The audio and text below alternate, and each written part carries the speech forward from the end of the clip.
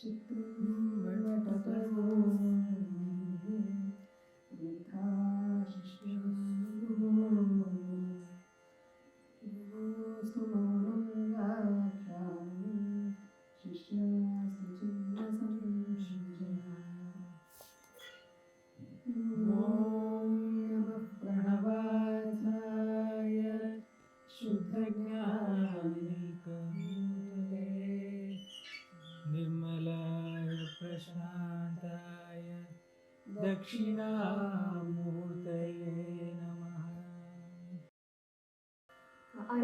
to everybody. Thank you for being here and giving us this opportunity to present on Carnatic music as an Indian knowledge system. So IKS, more than being a field of study, is more fundamentally a process, a journey, where multiple Vidyas, Kalas and Shastras come together with a common goal and motivation of self-realization. And it is in this framework that Carnatic music finds a confluence of various Shastras, metaphysical, Adhyatma, Agama, Puranas. And it also incorporates a lot of civilizational memory with history and sacred geography. The entire art is a very holistic approach to IKS.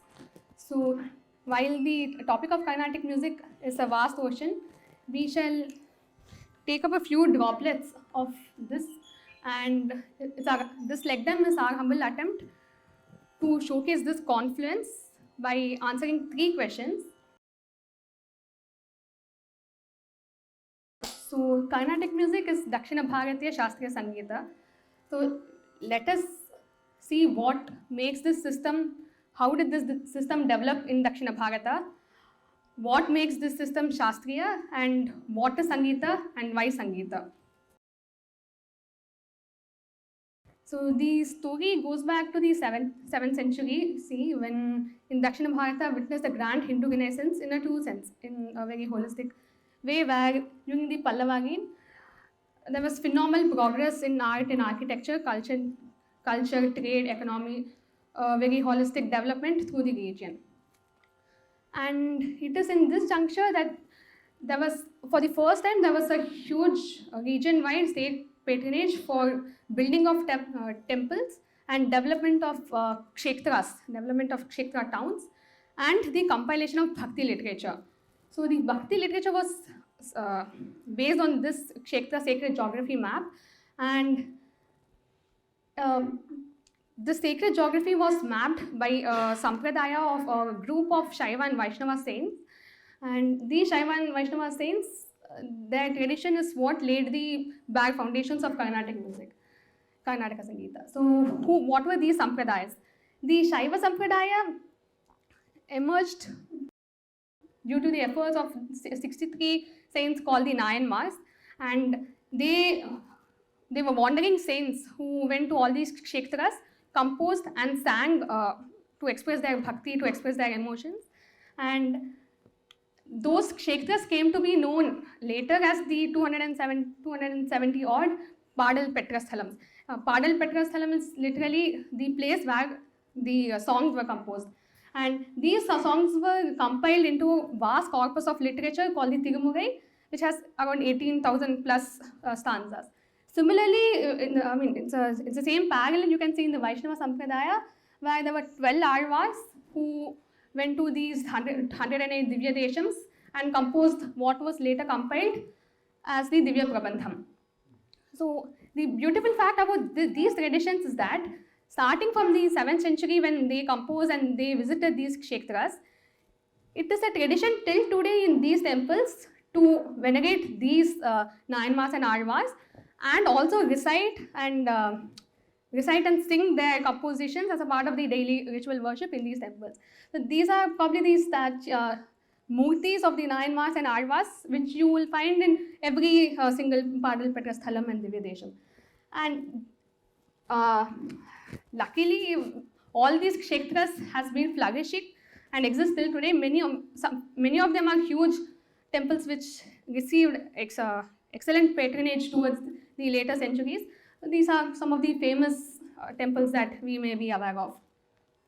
As time progressed, around the 14th century, we see the rise of Vijayanagara as an empire. rising in Dakshina Bharata and unleashing another wave of composition of new Bhakti literature and music in Dakshina Bharata. Here, we again, as she said, a continuation of the tradition of wandering saints who travelled all across the sacred geography and sang kirtanas on temples, say like in Udupi, Tirupati, etc. At one point, we see a slow tradition growing at this stage with a fixed pedagogy being set up, and these wandering saints at this stage were part of the Haridasa tradition, Haridasa Parampara. The beautiful thing of Carnatic music is that it is in Carnatic music that today even these compositions by the Haridas and the Arvas and Naimar are still performed on stage. So it is a surviving tradition through Carnatic music.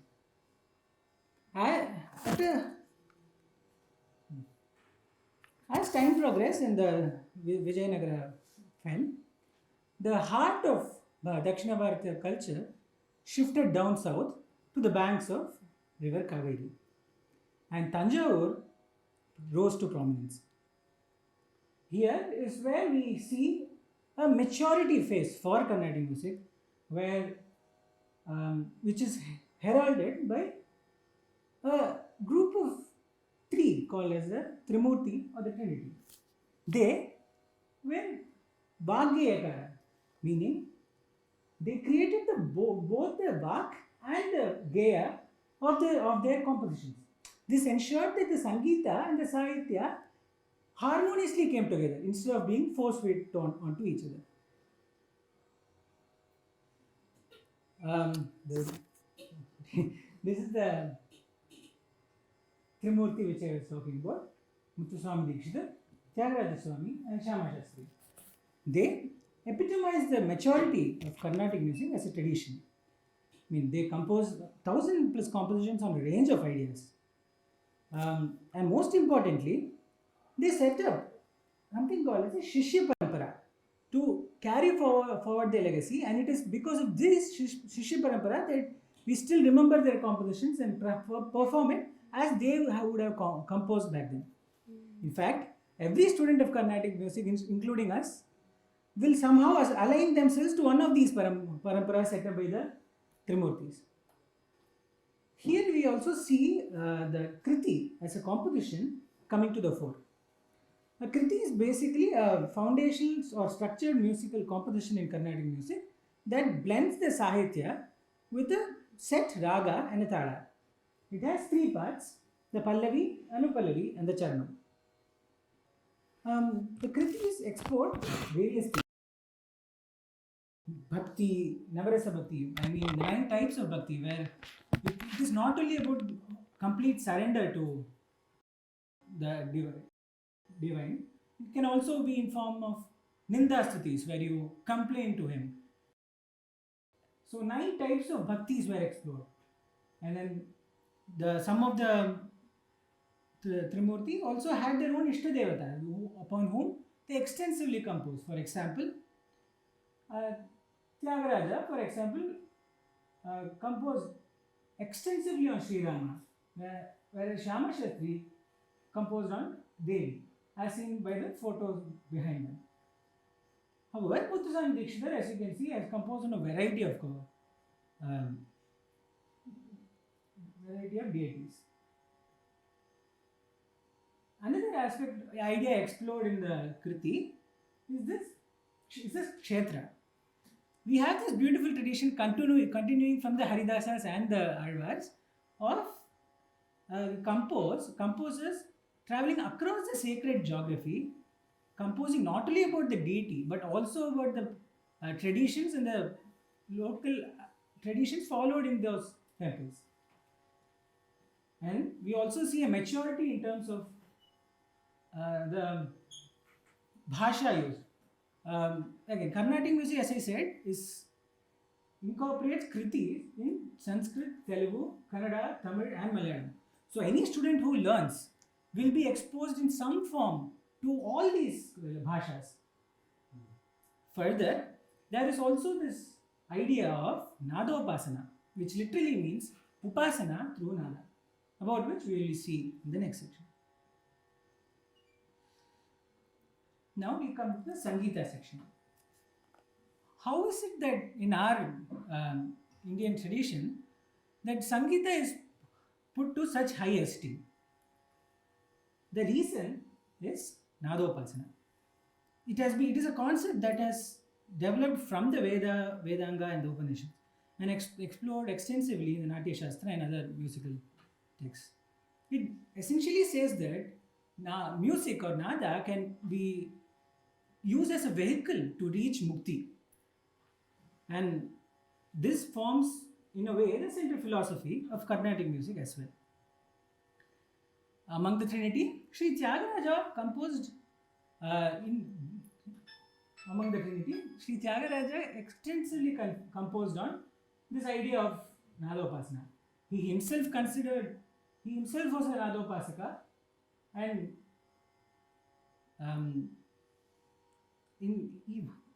even though most of his kritis were in complete devotion to his Ishtadevata Rama, he has explored a lot of ideas of Nādopāsaka also.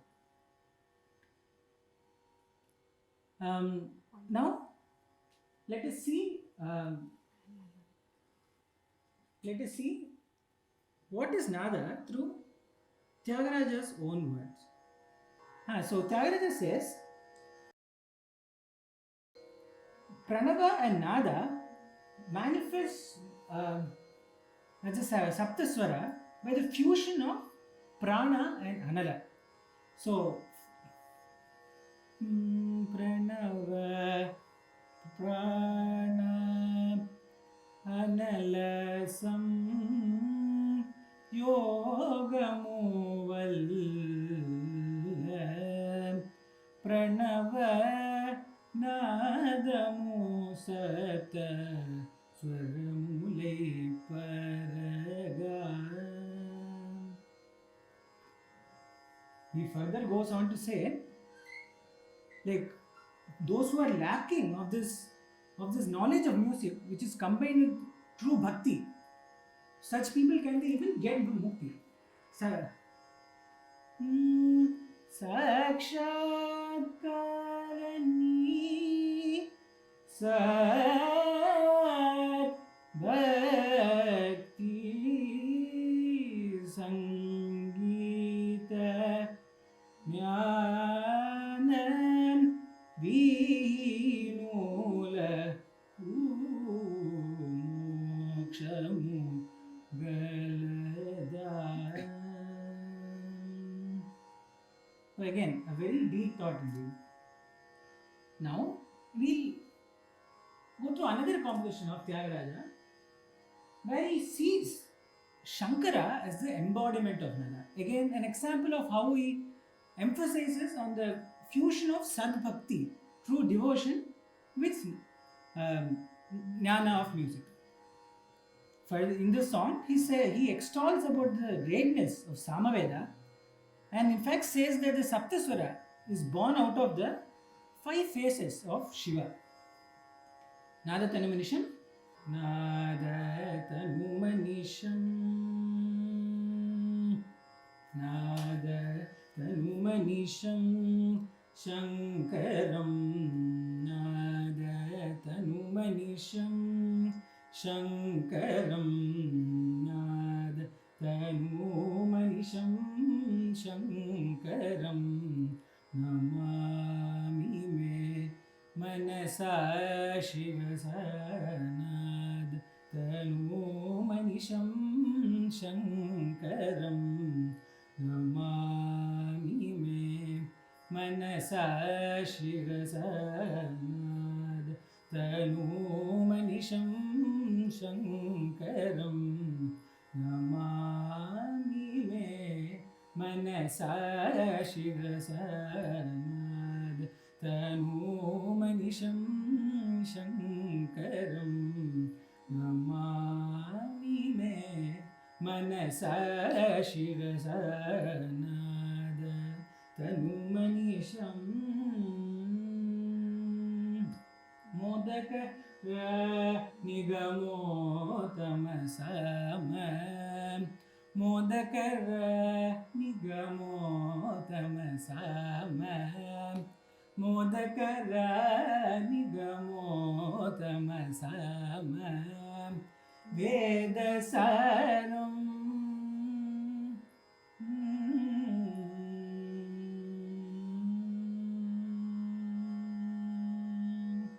सामवेदसारं वारं वारं सामवेदसारं वारं वारं नाद तनूमनिशं शङ्करं नमामि मे मनसा शिरसा नाद तनुमनिशम् सद्यो जातादिपञ्चवक्त्रज सद्यो जातादिपञ्चवक्त्रज सरिगमपदनी वरसप्तस्वर सद्यो जातादिपञ्चवक्त्रज सरिगमपदनी वरसप्तस्वर विद्यालोलं विदलितकालं विद्यालोलं विदलितकालं विद्यालोलं विदलितकालं विमलहृदय त्यागराजपालं विद्यालोलं विदलितकालं विमलहृदय त्यागराजपालं नाद तनूमनिशं शङ्करं नमामि मे मनसा शिरसा नाद तनूमनिशं नाद तनुमनिशं नाद तनुमनिशम्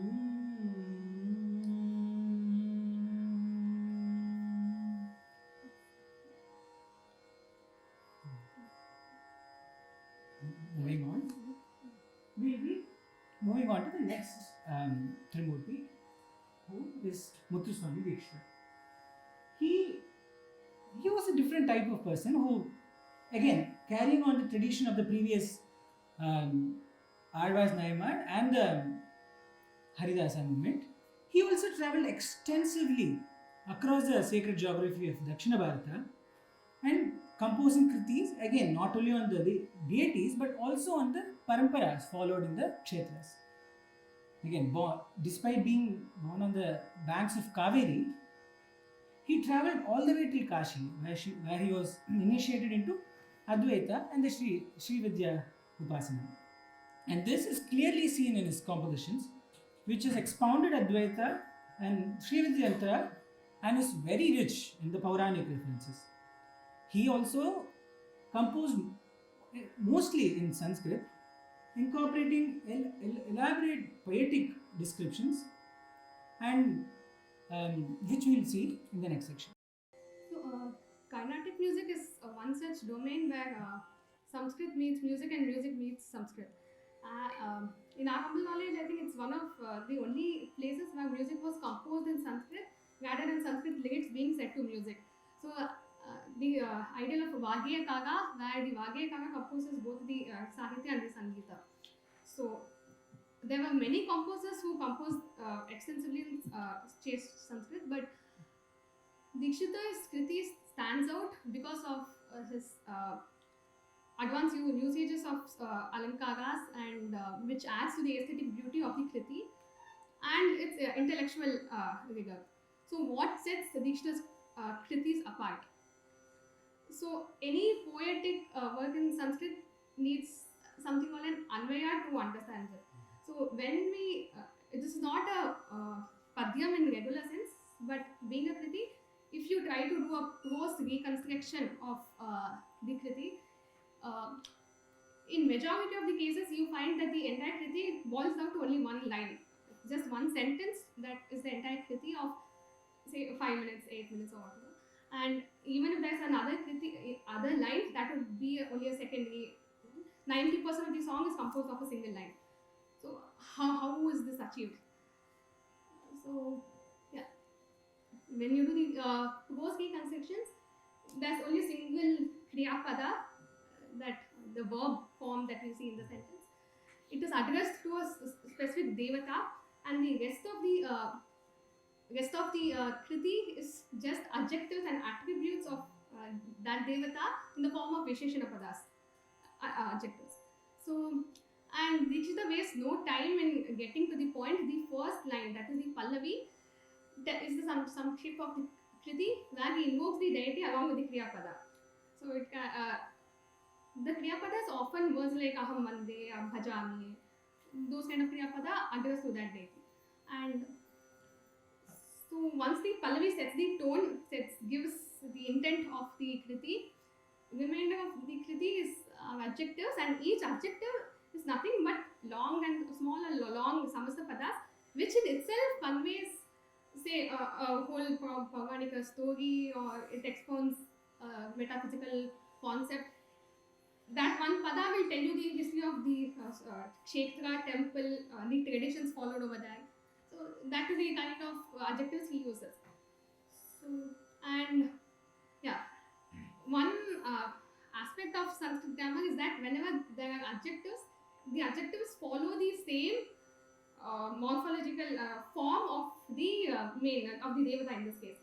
As in, it will take the same linga vachana vibhakti of the devata, which again is dictated by the kriya pada. So if it's namaste, it will be in chaturthi. If it's aham vande, it will be in dvitiya. So the devata will be in a certain vibhakti. All the other adjectives will follow in the same. So why so? I mean, what do we get by doing such a grammatical exercise?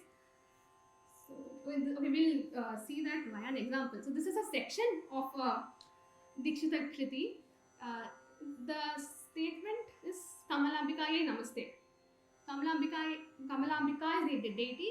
Namaste is the verb form, or the implicit here. So since it's Namaste, this is in Chaturthi Vibhakti. And every other word, Kanakangshukaye, Kalpugavitikaye, Nanupalavikameshwaraye, Ajaye, or Aja is just the adjective, and since it's in a Visheshana form, it follows the same form. What do we notice? What does this result in? This causes a beautiful rhyming pattern called prasa, and the end, because it's the ending letter, we call it the Nāṭyaśāstra prasa, and this comes effortlessly. You don't need to look for rhyming words for a certain word. Take any adjective, it will automatically result in a rhyme, in an alliteration, in prasa. He also puts extra effort to get prasa in other parts of the kriti. Say a prathamakshara prasa, dvitiyakshara prasa, where you have the first letter that is same. So Kamalambikaye, Kanakangshukaye, Kalpuvikaye. There's a repetition of ka. Similarly, here Himagiri Tanujaye, Krim Kalpujaye. There is her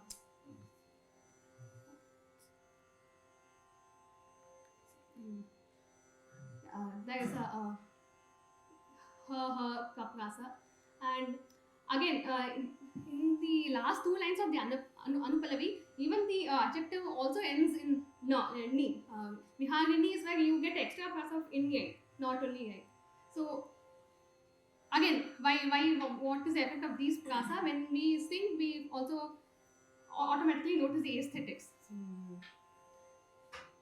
But in the third line, it is ka and kha. Yes, it is not Mahaprana and Alpa Prana. Yeah, but sounds slightly similar.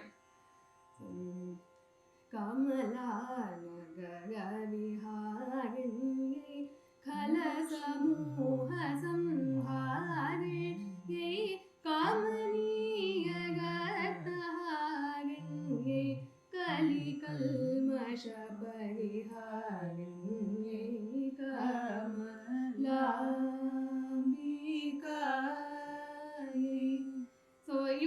so every word starts with ka, ends with ya. So that gives a kind of a rhythm that we see here. And so since the entire Kriti is in Vibhakti, we call this a Chaturthi Vibhakti Kriti. So what is the significance of giving a name? Let us just see that. Yeah, okay. Also, this Kriti is Kamalambikaye Namaste, addressed to the deity Kamalamba. Who is Kamalamba? What group of Devi is it? So, Kamalamba is the form of Devi, one of the forms of Devi found in the Kshetra called Tiruvallur. So, Tiruvallur is a very grand and magnificent temple in the on the banks of Kaveri.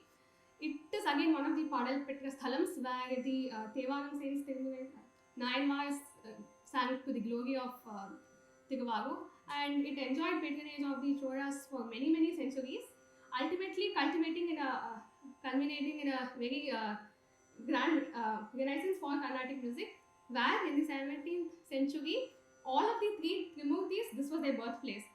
So quite a probably being near Tanjavur, this place witnessed the birth of these three Trimurtis, thereby even we can say for Carnatic music. So I mean, this is a beautiful, magnificent temple extending multiple acres, and there are over 100 shrines here within the temple. The main deity is the form of Shiva called Tyagaraja, and there are other deities called Nilotpalamba, Kamalamba, and Dikshitar has composed groups of kritis on each of these deities. So, what is the significance of a group? Why a group of kritis? We'll just wait for the video to finish.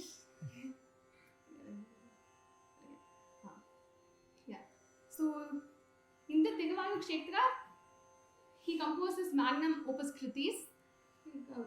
He composed groups of kritis where he pours out all his intuition, and among that, a very important set of kritis called the Kamalamba Navavarna Kriti, which consists of 11 kritis.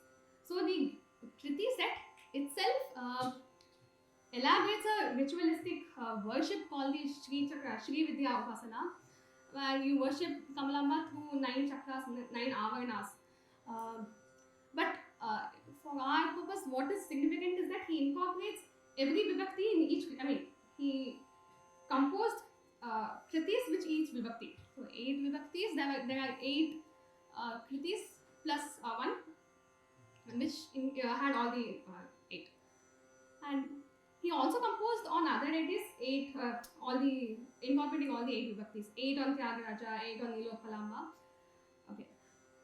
We can ask another question: what is the use of composing on each vibhakti? So he probably was a scholar, no requirement to do a grammatical exercise.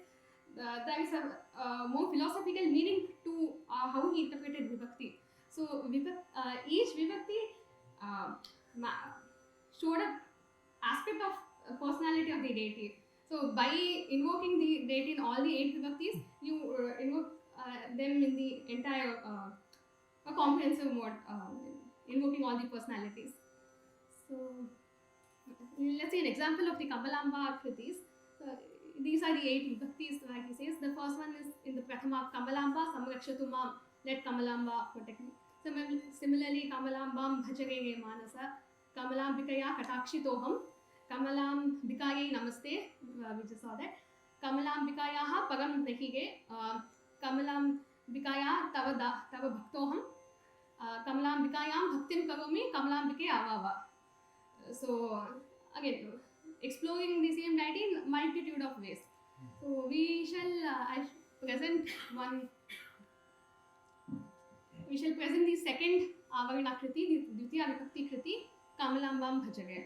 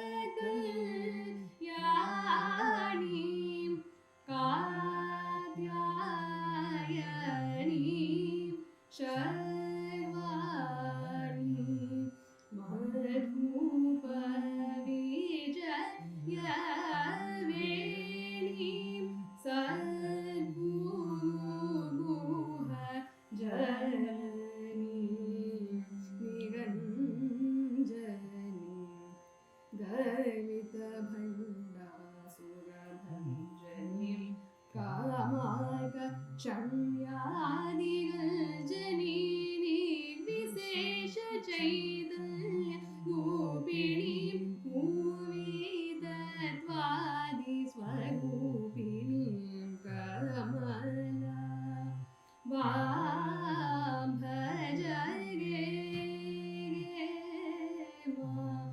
मानस कल्पिता माया कार्यं त्यज गे कमला भज गे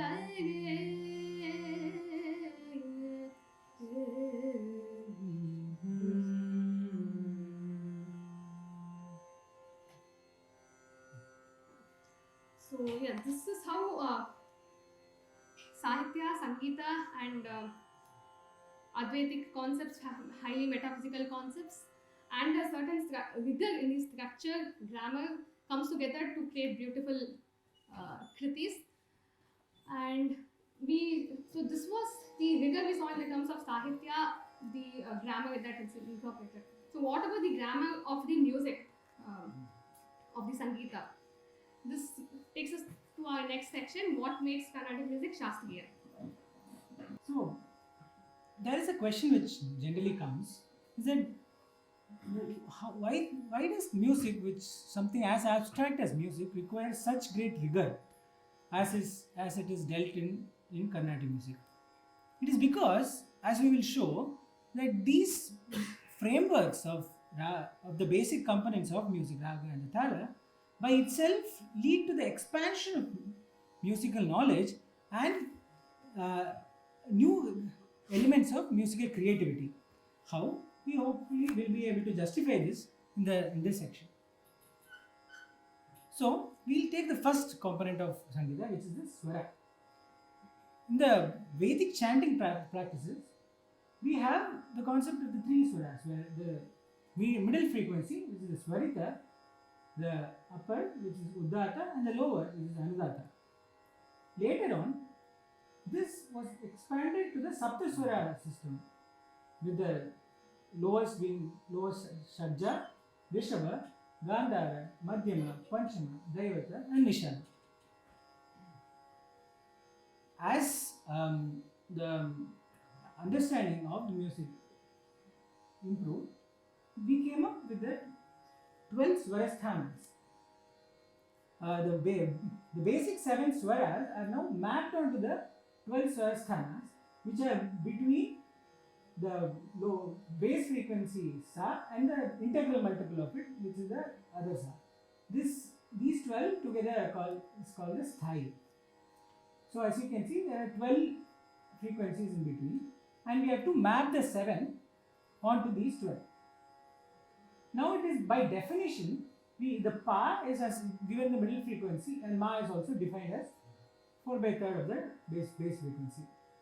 And then a frequency above ma is assigned ma 2, and this is the ma is ma 1. Now, as you can see, for re and ga, there are 4 positions.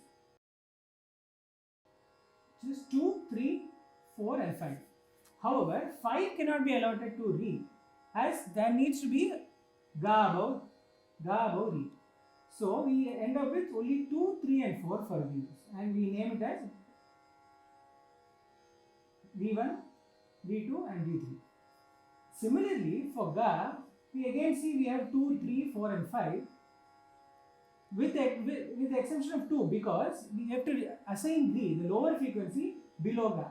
So we only have 3, which is ga 1, 4, which is ga 2 and 5, which is ga 3. A similar mapping can be done for ni and da as well. Thus we end up with totally 7 swaras, 12 swarasthanas and 16 swara types. Now we see that some of the positions like 3, 4, 10, 11 have been given samanasthana for 2 different swara types. So one of the swara types are assigned as vivadi or distonal swaras, and the others are assigned as samvadi swaras. Now, why did I go through all this much jargon? That is to explain what is the basic understanding of a raga. A raga is essentially, crudely, a combination of all the swarasthanas which we saw in the previous slide. Now, within a raga, we'll define a particular set of ragas called as the Sampurna raga. So, in these types of ragas, all 7 swaras, Sari, Gama, Padani, should occur in that particular order. So, we can't have Sa, Gari, Sa, Ma, Ga and all. Another rule for this is that only one type of each swara is allowed. So, we can't have a Re1 and Re2 in the same raga. We should have only one type of Re, one type of Ga, one type of Ma, and Pa, one type of Da, and one type of Mi is allowed. And similarly, no Samanasthana swaras should occur together. So, you can't have Re2 and Ga3 occurring in the same raga. So, one example to it is the Maya Malagola, which is something which we start, all Carnatic music students start with. Sari, Gama, Pada, Ni, Sa, Sari, Da, Pa, Ma, Ga, Ri, Sa. So we have Sa, Re1, Ga3, Ma1, Pa, Da1, Ni3 and Sa. Another example is Rasika Priya. Sa, Re,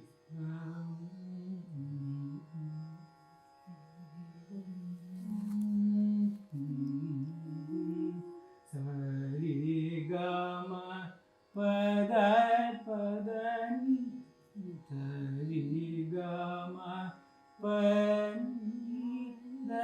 Ni, Sa, Sa, Ni, Da, Pa, Ma, Ga, Sa.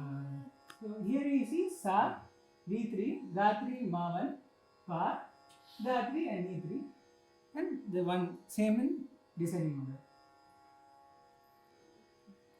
Now, So, these are some combinations of to get a Sampurna raga. The next natural question is how many such combinations are possible to make an exhaustive list of all these Sampurna ragas. So, if we just had 12 swarasthanas and we had to pick 7 of them, it would be straightforward. Even if all of them had just a type, it would be straightforward. Our complexity arises because of the Samanasthana swaras and Vivadi swaras. So let us start counting by keeping the Samvadi and Vivadi categories separate. So yeah.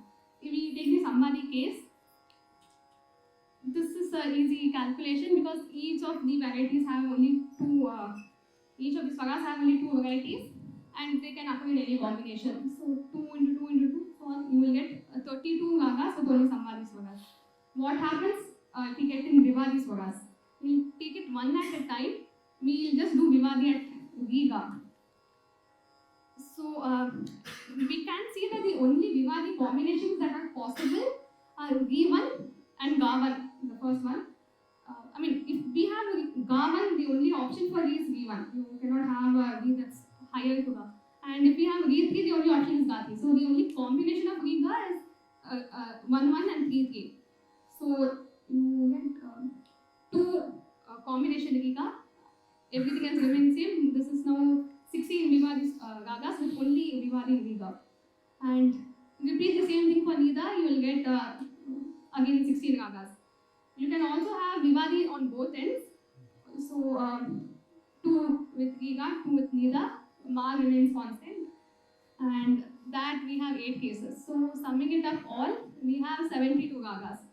So this creates an exhaustive list of all the Sampurna ragas. And now 72 is a hard number to deal with if we have 72 ragas. How shall we remember all of them? How can we make sure that it stays constant? The names and then the... So first let's organize it in a logical manner. We'll start with the first variation, 1, 1, 1, 1 of everything. Start changing these swaras from the right, one at a time. You change Ni1 to Ni2, then next one you change Da, then you keep changing. I think there's a small mistake, it should be Ni3. Yeah, but okay. And similarly, if you list it in order, you will get all these 72 ending in 33233. So now at this point, given a number, we can get the pattern, we can get the swaga set required for that raga. But numbers are also not easy way to deal with. We need names for ragas, and ragas have beautiful names. So how do we incorporate that? Again, the beauty of so this is how we just list down all the numbers, and then the patterns. We can logically write it down and get these swagas for the number. So to map these number to ragas, raga names, again the beauty of Sanskrit comes in, where every varna, every consonant is assigned a certain number, like 1, 2, 3, 4, they have assigned numbers. So any word, say take the word raga, ga maps to 2, ga maps to 3, algorithm says to reverse it, you will get 32 as the number associated with raga. Let's take a name, Kanakangi. Kanakangi ga maps to 1, ga maps to 0. The number associated with the first 2 syllables, first 2 aksharas of Kanakangi is 1. So Kanakangi forms our first raga of the Sampurna raga list. You do that for all the 72, you will find names that map to the numbers, and numbers are mapped to the set of swagas, creating a structure.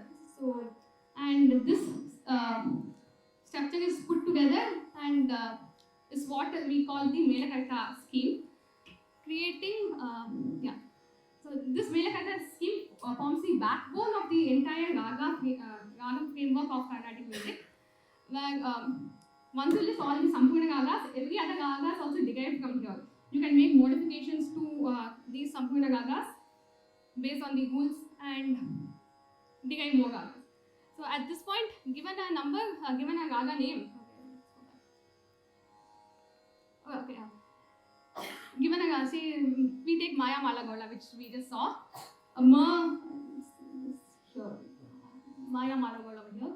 So ma would map to 5, ya would map to 1, and you will get 15. And once you write this in this order, this is a very beautiful, it's a symmetrical circle, and you can get these swagas associated with this raga. And again, these ragas also grouped into groups of 672 called chakras, and these chakras follow the Bhuta Sankhya system. So the first group is called Indu Chakra, because there's 1 in 2. The second is Netra Chakra because there's 2 Netra, and so on until 12, 6 into 12 is 72. So the 12 chakras are Aditya Chakra because of 12 Adityas. So this we started from swagas, we created ragas, and now this will allow us to create infinite ragas. Analogy to this system, why it works beautifully, is the analogy of periodic table, because when people came up with the periodic table setup, they found out elements that they had to go looking for. In a similar way, when the Melakarta system was envisioned, many of the ragas were not being sung. So they found so many patterns they could use, and they started composing in those ragas.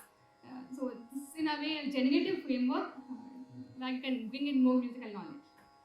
So the other part of music is of course the tāla, or the art of timekeeping.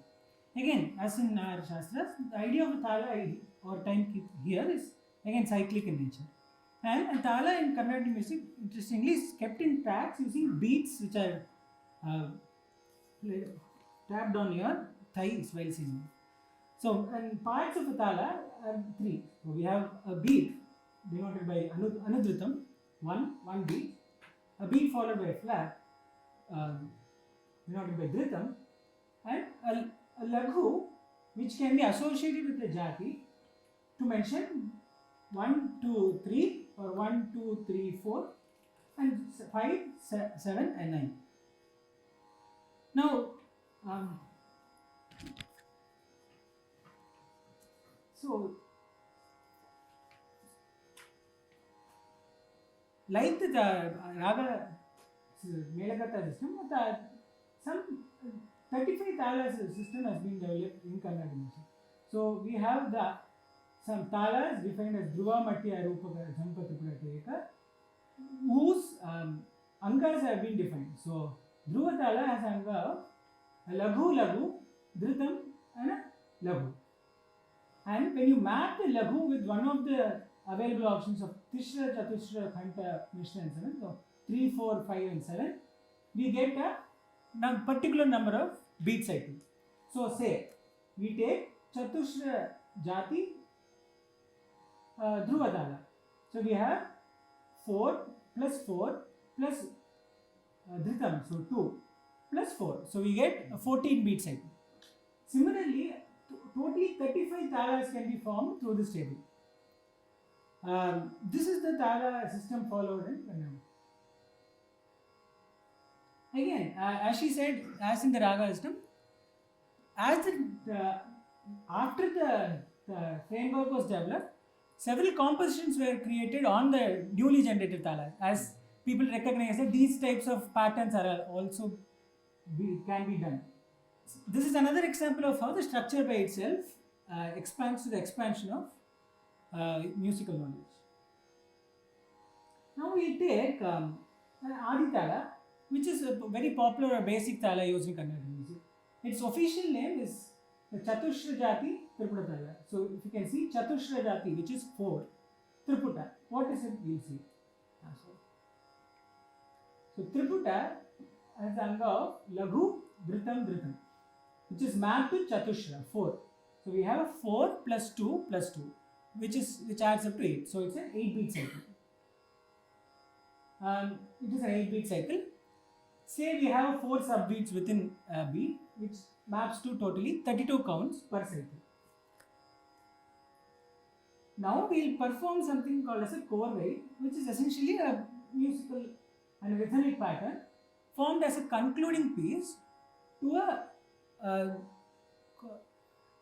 piece called as Manodharma, where music is performed in extempore.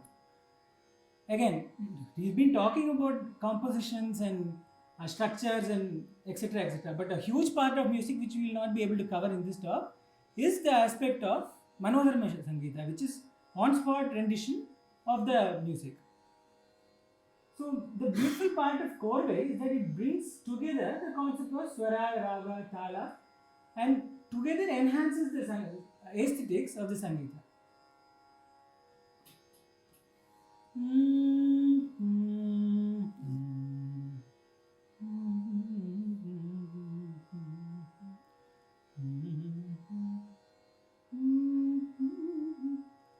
Gari sa ri sa ni sa ni da gari sa ni da pa sa ni da pa ma ga ma pa da ni ga ma pa da ni da pa da ni sa ni gari sa ri sa ni da gari sa ni da ri sa ni da pa sa ni da pa ma da modi galade.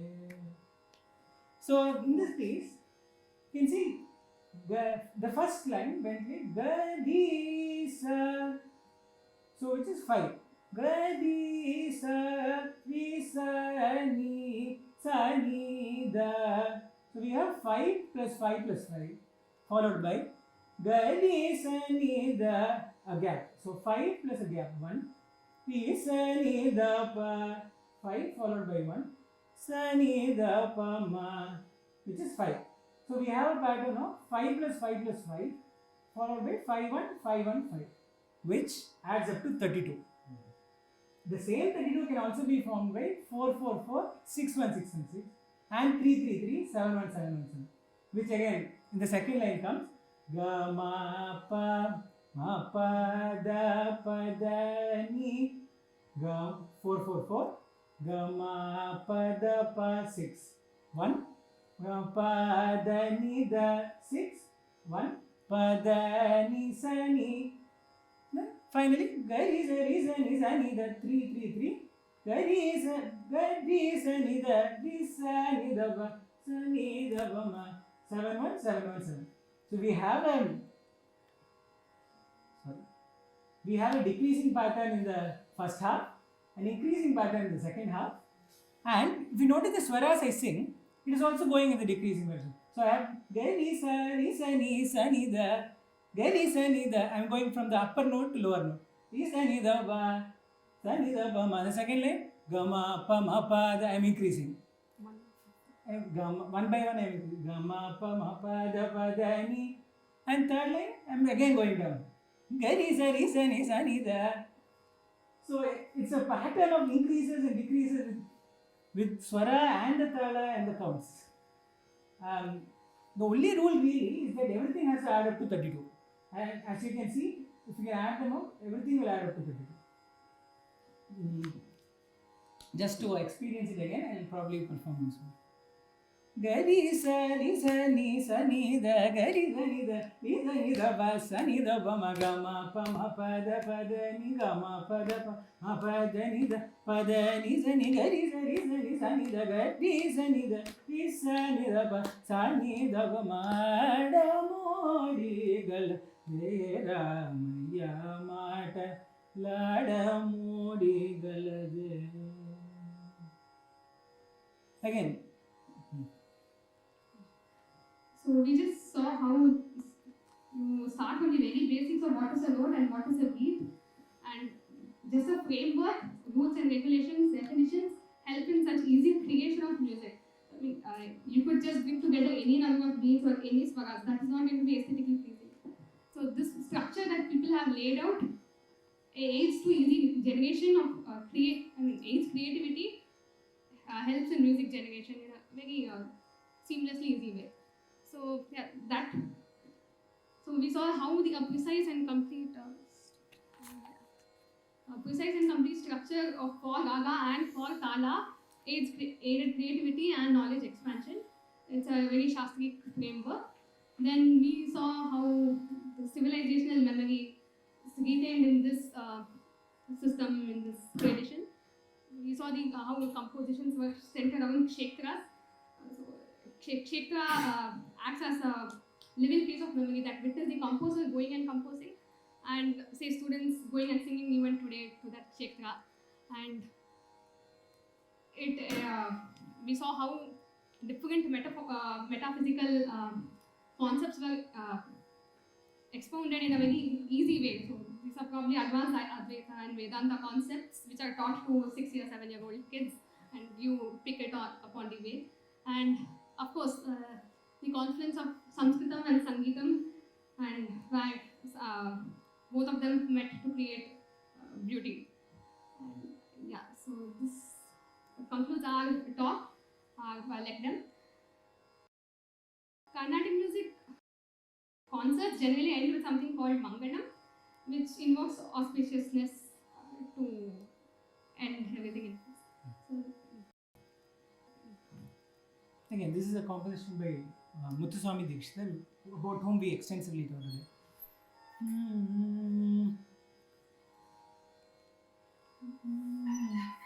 Kamalesha Nuta Mangale Kavi Jananata Mangale Kamalesha Nuta Mangale Kavi Jananata Mangale Mantri Dandini Samuhadi Mangale Mantri Dandini Samuhadi Mangale Simhasana Sthite Sundara Guruguha Nutalalite Chidanandanaatoham Vandeham Simhasanasthite